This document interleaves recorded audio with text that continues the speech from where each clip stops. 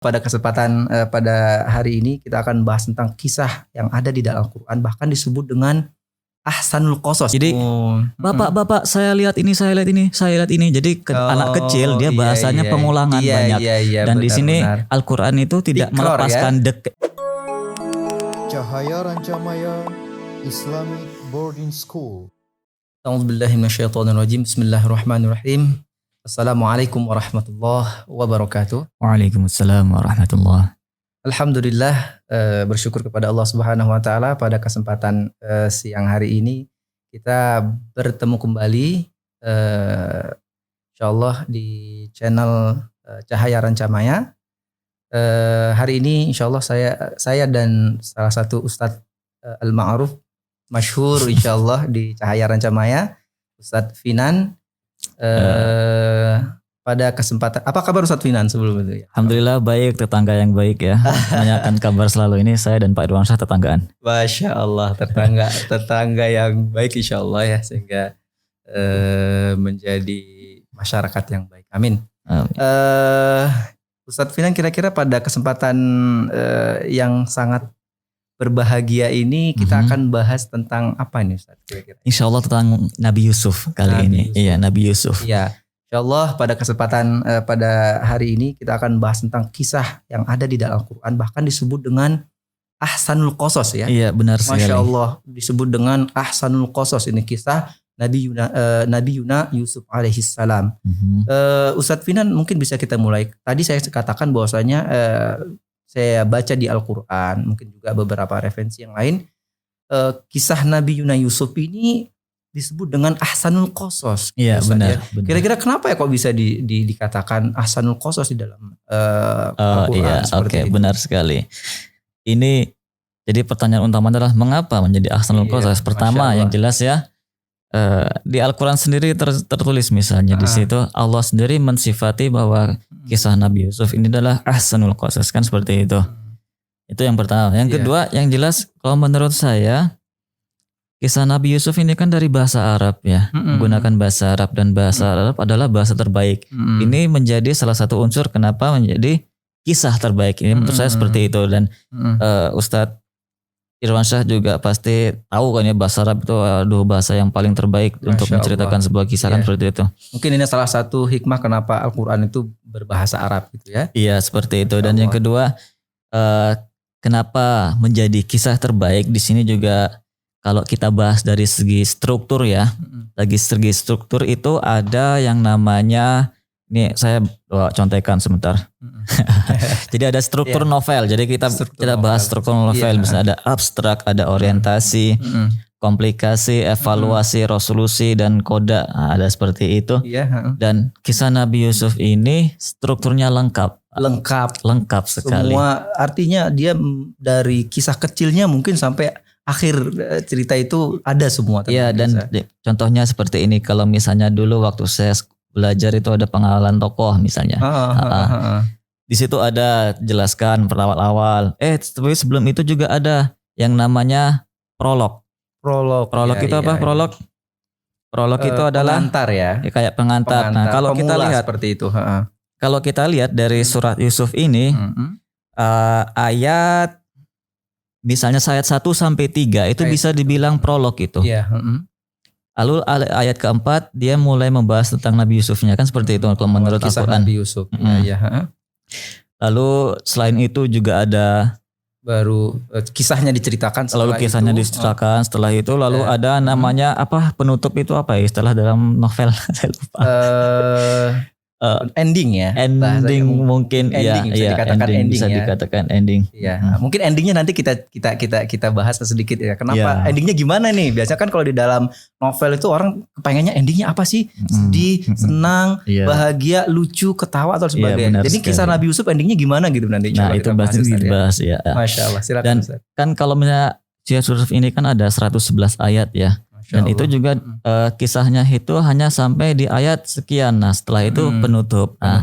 Jadi dari segi struktur itu sangat emang lengkap sekali ya. Mulai dari pengenalan masalah, dimulai ketika Nabi Yusuf menceritakan mimpinya, itu kan mulai ya. Nah, sampai dan itu kisahnya sejak kecil ya, dari kecil ya. Dan dari kecil ya. Jadi dari kecil diawali, kemudian kisah itu sampai Nabi Yusuf besar, remaja besar, kemudian sampai dia bahkan usia dewasa. Iya, benar. Diceritakan di situ dan karena lengkap role istilahnya kisahnya itu lengkap, Nabi Yusuf bisa menjadi role model.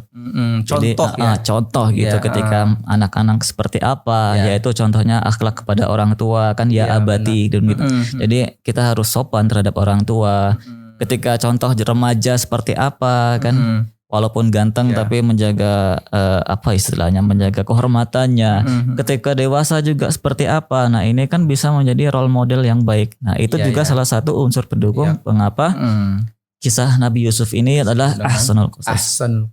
Jadi ngomong-ngomong bahwasanya kita ini kan cerita tentang kisah, Ustaz ya. Ini sedikit kita bahas kisah Nabi Yusuf ini gimana sih, Ustaz? Oh ya, itu sedikit ya. Kalau itu silakan Bapak Irwansyah. Ustaz Irwansyah. Ya, mungkin sedikit bisa kita bahas, Masya Allah ya. Kisah Nabi Yusuf masih kecil tapi sudah memiliki tanda-tanda kenabian. Benar. Sudah memiliki tanda-tanda kenabian. Mana bentuk tanda kenabiannya? Ketika di awal ayat ketiga kalau sudah disebutkan ya, bahwasanya suatu ketika Nabi Yusuf bermimpi. Iya. Saat itu dia bermimpi dan mimpinya agak aneh seperti itu ya. Maksudnya kok beda sekali. Saat itu dia bermimpi, Nabi Yusuf melihat ada 11 bintang, kemudian ada matahari, ada bulan. Ra'aituhum li sajidin kata Nabi Yusuf. Dan saat itu ketika setelah bermimpi seperti itu, kemudian yang namanya anak ya pasti bingung, ini kenapa kok mimpi seperti ini gitu ya. Nabi Yusuf. Kemudian Nabi Yusuf tiba-tiba langsung bangun, kemudian tanya ke ayahnya ya. Ayahnya itu Nabi juga, Nabi Yakub, Masya Allah. Jadi ini Nabi, kisah Nabi, kemudian ayahnya juga Nabi, kakeknya juga Nabi, kakeknya setelah itu juga Nabi gitu ya. Masya Allah, makanya disebut menjadi ahsanul qasas juga. Benar juga. Maka setelah mimpi diceritakan, wahai ayahku gitu ya. Masya Allah, dengan tata krama yang baik, Nabi Yusuf mengatakan, wahai ayahku, ini roa itu sesungguhnya aku mimpi di dalam tidurku, aku melihat ada 11 bintang. Kemudian ada matahari dan bulan, ra'aituhum li sajidin. Aku sujud kepadaku. Kenapa seperti itu? Nabi Yusuf pada saat itu bertanya-tanya pada saat itu apa jawaban seorang ayah yang benar juga mengetahui bahwasanya pada kesempatan ini juga sebenarnya Nabi Yakub pada saat itu karena namanya Nabi, insya Allah sudah tahu sebenarnya apa sih maksud daripada mimpi itu. Iya, tapi tidak diminta untuk tidak cerita. Tidak diceritakan. Nah gitu saja. Dan ngomong-ngomong juga masih di ayat 4 ini, saya melihat sedikit yang bisa saya sampaikan di sini silakan. Dari segi bahasa Al-Quran pun menyampaikan dengan sangat baik, Pak. Sangat baik, di sini disebutkan inni ra'aitu ahada asyara kawkaba wasyamsa wal qamara ra'aituhum li sajidin, kan seperti itu. Kalau kita lihat lagi di situ ada ra'aitu 2 kali. Ini ra'aitu kan gitu. Apa rahasianya? Nah, jadi kalau saya dengar pengajian dulu, ini dialek anak kecil.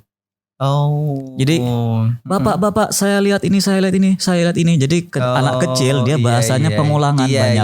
Dan di sini Al-Qur'an itu tidak melepaskan detail ini. Nah, Nabi Yusuf masih kecil, jadi bahasanya itu masih ro'aitunya diulangi 2 kali. Masya Allah, itu juga ada. Itu sirrul balaghi ya. Iya, benar sekali. Iya. Iya. Kemudian gimana? Ada lagi kira-kira apa? Dari ayat tersebut, Ustaz? Aduh, kalau mau detail lama. Iya. Lama sekali. Ya, mungkin kita bisa lanjutkan, Ustaz. Iya, benar sekali. Dan penyebab ahsanul qasas yang ke berapa ini? Aduh, tidak kita hitung ya. Terus juga bahwa di sini kisah Nabi Yusuf mengangkat polemik atau problematika yang umum terjadi di masyarakat. Kan? Artinya terjadi pada zaman Nabi Yusuf. Dan ini bisa berlangsung dan sampai sekarang bahkan mungkin akan berlangsung. Bahkan mungkin sampai akhir zaman ya Ustaz ya. Iya, benar sekali. Jadi kisah ini tidak ditelan oleh zaman. Benar tidak sekali. ditelan oleh waktu. Jadi bisa digunakan dan bisa menjadi contoh bagi anak-anak hari ini atau kehidupan dalam berkeluarga Ustadz ya? Iya benar sekali. benar. Contoh yang pertama misalnya masalah iri dengan saudara. Iri Zaman dengan sekarang saudara. kan ya ada saudara Nabi Yusuf yang iri kan ya misalnya. Nah itu kalau kita tilik balik juga zaman dulu kan Habil dan Qabil juga gara-gara iri kan ya. Iya benar-benar. Ya itu pertama masalah iri. Masalah kedua juga tentang kecintaan wanita yang sangat tergila-gila seperti Zulaikha itu. Iya. Nah itu juga salah satu polemik di masyarakat kita juga kan. Yang hari ini paling banyak bahkan. Yang hari ini paling lah, banyak dan seperti yang kita tahu terjadi, K-pop itu ya. Aduh. Jadi orang-orang benar. wanita itu kan ini mohon maaf kalau pemirsa ada yang wanita dan kalau ada yang pemirsa yang suka tanpa K-pop mendiskreditkan wanita, iya, kaum wanita iya. Ustadz ya. Cuman kan ada ya zaman sekarang itu melihat biasanya apa gitu manggilkan. Aduh itu padahal ada yang punya suami ya. Iya. Saya lihat sendiri di story-nya itu dia memuji-muji salah satu anggota BTS kayaknya atau saya lupa gitu kan ya. Iya.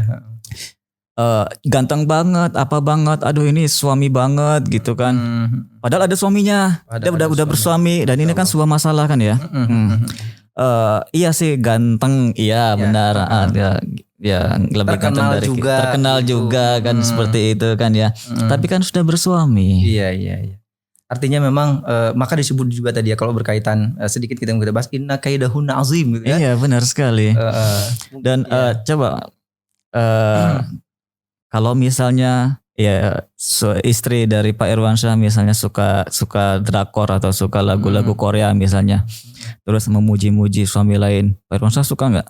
Masya Allah, na'udzubillah ya. Enggak kan ya? Enggak. Atau istilah ini disebut dengan dayuth nanti ya. Iya dan itu. Na'udzubillah. Nah seperti itu juga kisah Zulaikha yang diangkat sini udah punya suami, tapi ketika melihat Yusuf, jadi kayak zaman sekarang ya kayak lihat opa gitu kan, opa gitu kan. Nah, itu adalah sesuatu yang buruk dan itu diangkat lagi dalam kisah Yusuf. Iya, dan ini terjadi sekarang. Ya terjadi. Tapi Ustadz ya kira-kira kenapa sih kok Siti Zulaikha atau Sayyidah Zulaikha bisa disebutkan seperti itu? Iya. Kok benar-benar tertarik dengan Nabi Yusuf gitu ya? Iya itu dia. Masya Allah. Kok ini mungkin menarik kita bahas sedikit Ustadz. Ini saya tidak ahli dalam hal wanita, mungkin bisa Pak Irwansyah. Mengapa wanita bisa sampai tergila-gila seperti itu ya? Iya. Dari pertama mungkin kena ketampanan gitu kan ya. Iya benar. Apakah emang ketampanan ini yang nomor satu di mata wanita? Oh itu kita jangan bahas di sini lah ya. Iya benar-benar. Kita masih bahas tentang ahsanal qasas. Mengapa kisah Yusuf ini menjadi ahsanal qasas ya. Terus juga menurut saya alasan kenapa kisah Nabi Yusuf ini disebut ahsanul qasas, kisah yang terbaik itu karena happy ending, Pak. Oh, berarti tadi saya sebutkan endingnya ini Ustadz ya, bahwasanya akhirnya itu bahagia. Akhirnya bahagia. Karena kalau menurut saya sebuah film atau sebuah kisah yang berakhir tidak bahagia itu akan membuat apa ya? Yang nonton tuh nyesek ya. Selesainya itu tidak menjadi termotivasi, selesainya malah menjadi sedih kan seperti itu. Nah, dalam surat Yusuf ini alhamdulillah sekali kisahnya berakhir bahagia. Dan itu disebutkan juga ya bahwasanya Nabi Yusuf sampai berdoa agar dimintakan apa istilahnya keselamatan dunia akhirat dan pasti Allah juga akan memberikan hal itu kan ya. Nah, saya rasa kisah yang terbaik itu harus happy ending karena coba bayangin di dunia itu sangat hidup tenang, sangat kaya, tapi ujungnya su'ul khotimah misalnya. Na'udzubillah. Atau juga misalnya masuk neraka dan itu juga sangat disayangkan kan ya. Nah, oleh karena itu kisah ini kisah terbaik karena happy ending. Dan diharapkan juga kita sebagai yang membaca kisah ini meneladani lalu bisa happy ending juga. Gitu Pak. Selain itu mungkin gini Ustadz ya, saya juga pernah dengar bahwasanya kisah ini adalah kisah yang juga membuktikan bahwasanya Rasulullah itu seorang nabi. Iya itu juga ada ya. Karena kan ada pertanyaan dari dulu Yahudi ya, kalau seandainya benar-benar Muhammad itu adalah seorang nabi, seorang Rasulullah, maka dia bisa menceritakan secara terperinci bagaimana kisah Nabi Yusuf. Iya. Benar Ustaz ya? Dan iya jadi kisahnya itu adalah kalau kisah Nabi Musa atau kisah nabi-nabi yang lain itu secara di masyarakat orang musyrikin juga udah tahu kayaknya dari kisah-kisah Yahudi. Tapi Yahudi sendiri sebenarnya kisah Nabi Yusuf ini tidak tersebar di kalangan mereka. Jadi mereka juga tidak tahu secara detail kalau saya yang baca ya, dari yang saya baca. Nah, untuk mengetes Nabi Muhammad, kalau memang engkau ini adalah seorang nabi, pasti tahu kisah Yusuf secara detail lah itu. Dan ya, turunlah ini. Dan kalau saya baca itu kan ini turun ketika tahun ke-10 kalau nggak salah pada Amul Huzni. Iya benar. Ya. Itu jadi salah satu alasan juga sebenarnya kalau menurut saya mengapa disebut kisah terbaik, karena selain menyampaikan kisah juga sekaligus kayak menjadi bukti kenabian Nabi. Ya itu penting juga itu Pak. Ya. Jadi Ustadz, Masya Allah ini kita sudah tadi lumayan banyak berbicara tentang kisah apa namanya, sebenarnya mungkin singkat ya. Iya. Sedikit singkat, tidak terlalu panjang. Sebenarnya mungkin kita bisa ambil beberapa petikan atau beberapa inti yang bisa menjadi pelajaran buat kita semua, buat teman-teman sahabat Rancamaya semua. Kira-kira apa sebenarnya yang kita ambil petikan-petikan kisah yang bisa menjadi role model tadi kita sebagai di dalam kehidupan sehari-hari gitu. Iya, kalau menurut saya di sini yang bisa kita tiru dengan cepat ya sebagai laki-laki misalnya ketika digoda wanita yang terhormat, nah kita apa yang kita ucapkan? Ma'adzallah, a'udzubillahi minasyaitonir. Saya takut kepada Allah, saya kan takut, ini akhafullah kan kayak gitu ada. Benar. Itu juga salah satu yang bisa kita ambil secara langsung. Nah, itu juga. Jadi bukan malah kalau ngelihat wanita, waduh gimana kan, gitu Ustaz ya. Tapi gimana tadi ma'adzallah atau misalnya ini akhafullah, sesungguhnya aku takut. Iya, itu contohnya ada yang seperti itu. Karena memang zaman sekarang banyak godaan wanita sih. Zaman jadi fitnah saja. Fitnah. Laki-lakinya digoda perempuan, perempuannya juga digoda laki-laki. Jadi emang kita harus selalu menjaga-jaga diri. Maka ada satu doa yang sering kita baca, bahkan mungkinnya sering Allahumma ajirna min fitnatin nisa. Ya Allah, jauhkanlah kami dari fitnah atau godaan wanita yang mungkin kurang solehah atau tidak solehah seperti itu saja. Iya. Kemudian Ustaz, saya rasa sudah cukup kan ya? Sudah cukup. Masya Allah. Baik, terima kasih Ustadz Finan. Sudah mungkin kita tadi sudah berbincang-bincang bagaimana kisah Nabi Yusuf. Insya Allah semoga bermanfaat bagi kita semua, sahabat Cahaya Rancamaya. Mari pada kesempatan kali ini Insya Allah kita sebenarnya mengajak, yuk kita kaji ulang lagi, baca lagi sejarah bagaimana Nabi Yusuf. Karena pada hakikatnya di sana kita disebutkan tadi bahwasanya sebaik-baik kisah, maka kita bisa menjadi ambil contoh, ambil pelajaran dari kisah bagaimana Nabi Yusuf sabar, Nabi Yusuf menghadapi cobaan, kemudian dengan kesabaran dan cobaan yang dilaluinya itu sehingga mendatangkan happy ending. Masya Allah. Karena nggak ada yang nggak mau husnul khotimah ya Ustaz ya. Iya, Insya Allah semoga kita jadi keluarga pribadi yang menjadi orang-orang yang husnul khotimah di akhir. Amin ya rabbil alamin. Amin. Kesimpulan yang bagus sekali dari Ustadz Irwansyah ya. Saya suka ini kesimpulan tadi. Okay. Baik, mungkin cukup sekian. Ada lagi yang mau disampaikan Ustadz? Oh enggak ada. Terima kasih. Mungkin dari Ustadz Irwansyah? Cukup insyaallah. Terima kasih, kita tutup dengan lafaz hamdalah. Alhamdulillahirabbil alamin. Kafatul majlis. Subhanakallahumma wa bihamdika asyhadu an la ilaha illa anta astaghfiruka wa atubu ilaik. Assalamualaikum warahmatullahi wabarakatuh. Waalaikumsalam warahmatullahi wabarakatuh.